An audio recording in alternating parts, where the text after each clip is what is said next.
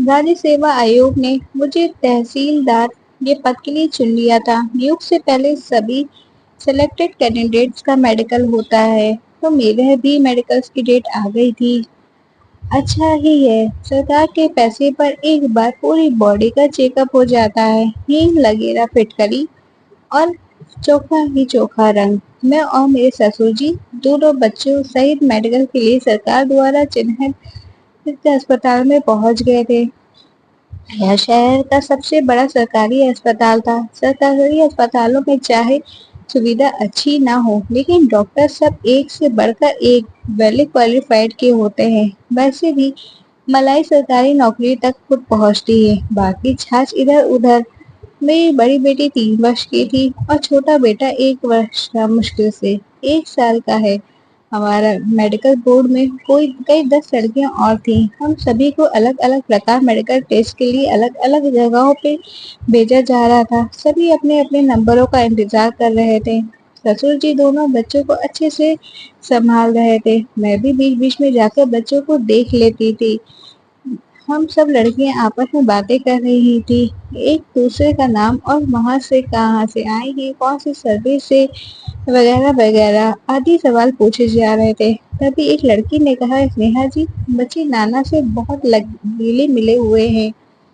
आपके पापा बच्चों को कितना अच्छे से रख रहे हैं। आपने तैयारी मायके में रहकर ही की होगी। मेरे कुछ बोलने से पहले ही एक दूसरी लड़की तपाक से बोल पड़ी, यह भी कोई पूछने की बात है? ससुराल में रहकर पढ़ाई होती है क्या भला? मैं अक्सर ही यह सवाल सुनती रहती हूँ। यह प्रश्न किसी न किसी रूप में मेरे सामने आता ही रहता है। इस प्रश्न को सुनकर मुझे अपनी किस्मत पर नाज हो उठता है। हो भी क्यों नहीं, शादी हुई थी तब मैं महज 18 साल की थी। 12वीं पास करते ही मेरी शादी कर दी गई थी। अपनी जिंदगी मुझ करने के मेरे सपने को एक झटके में तोड़ दिया गया था। हमेशा से ही एक मेधावी छात्र रही थी। मेरे अध्यापकों को ही नहीं, मेरे मम्मी पापा को भी मुझसे बड़ी उम्मीदें थी, लेकिन किस्मत वो कुछ और ही मंजूर था। पापा का बिजनेस ठीक ठाक था, हमारा अच्छा खाता पीता परिवार था। पापा को बिजनेस में बहुत बड़ा घाटा लगा, हमारे घर दुकान सब बिक गए, हम किराए के घर में रहने लगे। मम्मी अपने कुछ जमा पूंजी और इसी धन से जैसे तैसे घर चलाने लगी। हम औरतें घर खर्च के लिए पैसों से कुछ न कुछ बचाने की कला में माहिर होते हैं। या पैसे हमारे किसी संदूक में सबसे नीचे अलमारी या कपड़ों में पीछे दबे रहते हैं।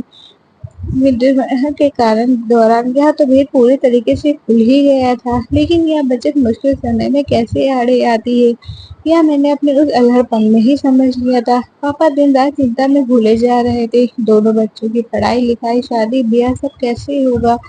मम्मी पापा को खूब समझाती हैं, लेकिन पापा यह सदमा बर्दाश्त नहीं कर पाए थे और उनकी मृत्यु हो गई थी। मम्मी अपनी बची हुई खुशी पूंजी से हम दोनों भाई बहनों को लेकर अपने मायके आ गई थी। पापा के परिवार ने तो पहले ही हमसे सब रिश्ते नाते तोड़ लिए थे। वह रिश्ते हुए मैं कॉलेज में एडमिशन लेती वहां रहते हुए मैं कॉलेज में एडमिशन लेती, उससे पहले ही मेरे लिए एक रिश्ता आ गया। मेरे पति तपेश भी 2 भाई बहन ही थे। कुछ वर्ष पहले ही तपेश की मम्मी का देहांत हो गया था। तपेश के पापा की सरकारी नौकरी थी, खुद का घर था। तापेश की बड़ी बहन की शादी हो गई थी। तापेश अभी कॉलेज में ही थे, लेकिन घर में किसी औरत का होना जरूरी है, यह सोच के तापेश के पापा और बहन उनकी शादी करवाना चाहते थे। दीदी, अच्छा रिश्ता है, कोई मांग भी नहीं है। लड़की के लिए लड़का ढूंढने में लोगों के पैरों की जूतियां घिस जाती हैं। मेरी मानो तो हमें चूकना नहीं चाहिए। छोटे मामा जी ने कहा, वैसे भी हम 3 लोग हैं, मामा के बोझ बन गए थे। यह बात अलग है कि मैं और मम्मी दोनों ही मामी को पत्ता तक हिलाने देते नहीं थे। मामी ने मेरी और बड़ी निरीही आंखों से देखा। मुझमें अपनी मम्मी की लाचारी देखने जितनी तो समझ ही थी। मैंने अपना सिर झुका लिया था।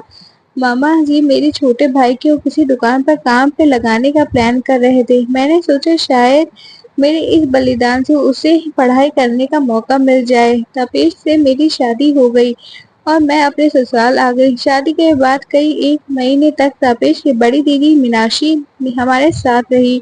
उसके बाद यह कहकर वह अपने ससुराल लौट गई कि स्नेहा, यह घर अब तुम्हारी जिम्मेदारी पर है। अब मैं बिना सास के ससुराल में अकेली ही रह गई थी। शादी से पहले एक बार मम्मी ने थोड़ी चिंता जताई थी कि बेटा बिना सास के ससुराल में निभाना बड़ा मुश्किल हो जाता है। खुद की सास ना हो तो 50 सासें बन जाती हैं। तू कहे तो मैं मामा जी को मना कर देती हूँ। अब उपहोर में सिर दे ही दिया है तो मुसलों से क्या डरना। यह सोचकर मैंने मम्मी से कहा कि मम्मी जो होगा देखा जाएगा। अब तो शादी के थोड़े ही दिन बचे हैं। मेरी किस्मत में जो होगा वह मुझे भुगतना ही होगा। जब तक मीनाक्षी दीदी थी मैं निश्चित थी। दीदी जो कहती थी वह काम कर देती थी।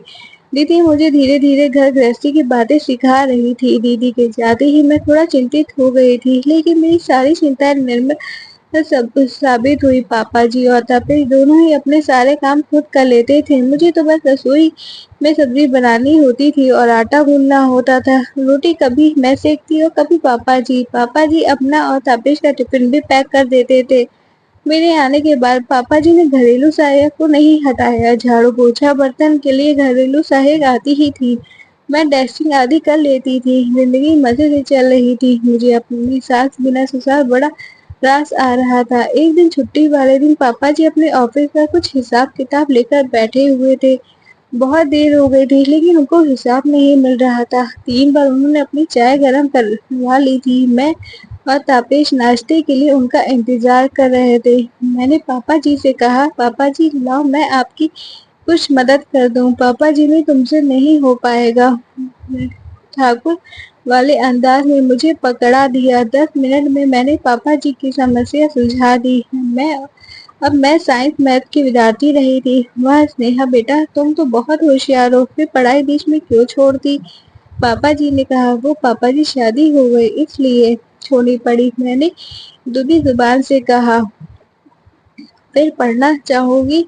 पापा जी ने पूछा। मैंने सहमति से अपना सिर हिला दिया। अगले साल मैं पापा जी ने मेरा एडमिशन कॉलेज में करवा दिया। उधर तापेश ने भी एमबीए में प्रवेश ले लिया था। पापा जी और तापेश ने मुझे पूरा सहयोग दिया। अक्सर पापा जी ही मुझे एग्जाम दिलवाने जाते थे। जब अधिकांश लोग यही कहते थे कि आपके पापा आपके साथ आए हैं। एमबीए के बाद तापेश की नौकरी, लेकिन शर्त थी कि तापेश को साल में 4 महीने दुबई में रहना होगा।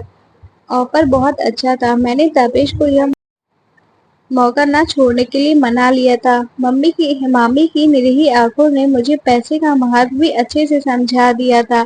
पापा जी और तापेश के सहयोग से मेरा स्नातक पूरा हो गया था। इस बीच में मैं एक बेटी की माँ भी बन गई थी। मेरी डिलीवरी ससुराल में हुई थी। पापा जी और मीनाक्षी दीदी ने सब संभाल लिया था। मुझे गर्भावस्था के दौरान भी पापा जी ने जरा सा कष्ट होने नहीं दिया था। पापा जी और तापेश ने मेरा पूरा ख्याल रखा था। पापा जी ने तो डाइटिशियन से डाइट चार्ट तक बनवा लिया था और उसी के अनुसार मुझे खाना पीना देते थे। उधर मेरे भाई का भी स्नातक हो गया था। भाई के कलर की नौकरी भी लग गई थी और भाई एवं मामी जी घर छोड़कर भाई की नौकरी वाले शहर रहने आ गए थे। स्टाइल सुधरती जा रही थी। बेटी होने के बाद मैंने बीईडी करना चाह रही थी, लेकिन पापा जी ने कहा, बेटा तू इतनी होशियार है, तू अधिकारी बन, राज्य सेवा आयोग की परीक्षा की तैयारी कर। पापा जी घर और बेटी को कौन देखेगा? मैंने कहा, तुझे अपने पापा जी पर भरोसा नहीं है। वैसे भी इस साल रिटायर्ड होने ही वाला हूँ। पापा जी ने कहा। मैंने पापा जी की बात मान ली और तैयारी शुरू कर दी। राज्य सेवा आयोग की एक वैकेंसी पूरी होने में 2 से 3 साल तक ले लेती है। परीक्षा भी 3 चरणों में होती है, प्री, मेंस, लिखित और मेंस इंटरव्यू में मेरे हर चरण को पार करने पर पापा जी खुशी से नाचने लगते हैं। मैंने उतना खुश कभी नहीं देखा था। इस बीच मैं दूसरी बार गर्भवती हुई। पापा जी इस खबर से थोड़ा परेशान हुए और नाराज भी। परीक्षा की तैयारी और गर्भावस्था में सब कुछ कैसे करूंगी? लेकिन पापा जी ने मुझे परीक्षा की तैयारी में कोई कोताही नहीं बरतने दी। मेरे दोनों बच्चे और घर को अच्छे से संभाल लिया। आज मेरे साथ मेडिकल के लिए आए हैं। नहीं, ये मेरे ससुर जी है। मैंने मुस्कुरा कर कहा। मैंने अधिकांश लड़कियों को आंखों में पापा जी की प्रशंसा और मेरे लिए ईर्ष्या देखी। कहानी अच्छी लगी हो तो लाइक शेयर कमेंट करें। चैनल पे नए हो तो सब्सक्राइब करें। Thank for watching.